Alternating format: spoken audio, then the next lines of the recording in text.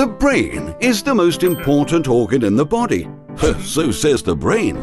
But if there is any part of our precious cargo that could be called the hero of our story, it would be the heart. To understand the heart's significance, we need to first look at our blood cells. When these soldiers become used and exhausted, they march to the heart, where they are quickly diverted to the lungs to receive another supply of oxygen, and then summoned back to the heart once again, where they are given a pep talk to prepare them for yet another lap around the circulatory system. When enough of these soldiers are ready for action, the heart gives a mighty heave to blast them all around the body, delivering this oxygen to where it's needed the most. Heaven forbid if the heart ever failed to complete this operation, oxygen would no longer reach any of our organs, including the master brain, and this could prove fatal within mere minutes. Which is why this process takes place roughly 115,200 times a day. But sometimes our heart decides that it's in everyone's best interest to beat a little faster. Perhaps you're running a marathon, or feeling anxious about a job interview, or you've just seen the love of your life for the first time. The details don't really matter because the heart responds to these incidents in much the same way, by speeding up its momentum and distributing more blood around our system. Which begs the question, why are some forms of a raised heart rate, such as jogging or dancing, encouraged by your doctor, while others, such as stress or smoking, warned against as potentially fatal? And to better understand this, we would need to look at each scenario individually. Undoubtedly, the most applauded method of raising one's pulse is exercise. When we partake in any physical activity, our muscles are quick to realize that they are in need of an additional boost, and they cry out for help. The heart hears this call and comes to the rescue, pumping harder to speed up the blood flow and send more oxygen to those muscles, relieving them from any further distress. This means that while you're exercising, your heart is exercising with you, beat by beat every step of the way.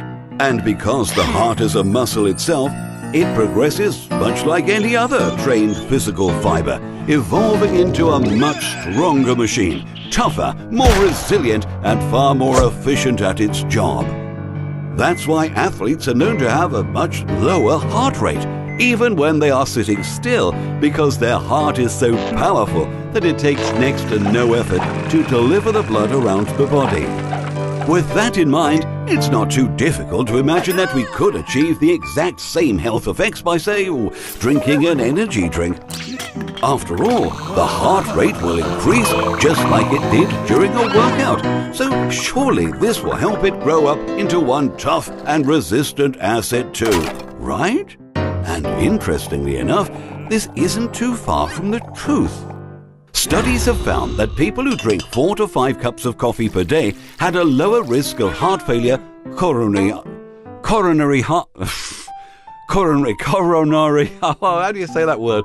Coronary artery diseases and strokes, as well as having much improved vascular functions. They observed that by drinking caffeine, the brain fires its usual neurons at an accelerated rate, which keeps us awake and alert. However, this action also confuses your glands into worrying that you may be in trouble, and it reacts by dousing your innards with buckets of adrenaline, preparing you to either run away like a coward or stand and fight like the warrior you are. In turn, this raises your blood pressure, which requires the heart to beat faster to fulfill its usual day-to-day oxygen delivery quota, which is similar to exercise except in reverse. Your body is not requesting any help, but instead, you are forcing it to wake up and be energized, ready to spring into physical activity even if none is taking place. But while this can be advantageous, it is also where the true danger lies. Those same studies warned that any health benefits from drinking coffee are completely eradicated as soon as you drink more than 5 cups a day. And this same cautionary advice goes for energy drinks or any other naughty stimulants that you may be indulging in.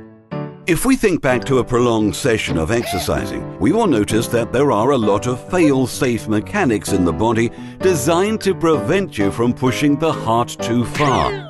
You may become exhausted or winded or even succumb to an injury, which will stop you in your tracks and force you into a much healthier rest period, granting the heart the space it needs to slow down and recover.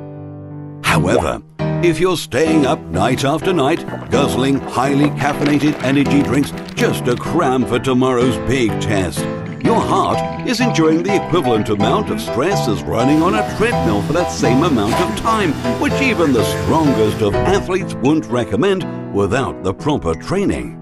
Simply put, these methods of increasing the heart rate are completely self-administered and put the individual in charge over the body's normal functions, which is a power most of us are not responsible enough to handle. Similar negative effects can also be examined in connection to our emotions. Whether excited or anxious, the heart's enthusiastic reaction is almost identical and can lead to the same terrible side effects. The difference, however, comes with the emotions themselves. A happier onset tends to fade faster into a pleasant, relaxing afterglow, whereas their negative counterparts can potentially lead to chronic diseases and phobias, which tend to last longer and therefore place you at a greater risk. All you need to remember is that without the gradual training or appropriate resting period, an extended hyperactive heartbeat is your body's way of telling you that your blood is struggling to circulate properly. Keep this up for an abnormal period of time, and this is the equivalent of overtraining. Your heart's performance can decrease, your arteries may stiffen, your heart's walls may thicken, and ultimately you could end up with a stroke, a cardiac arrest, or even a full-blown heart attack. Which is why, by limiting or removing your stimulant intake, exercising regularly with a healthy rest time, and routinely visiting your doctor, the chances of you and your heart living a long, happy life are vastly improved. And so, if you abide by these simple steps, you shouldn't have anything to worry about. After all, worrying is bad for your heart. Did you enjoy that episode? Press the like button if you did. Want to see more?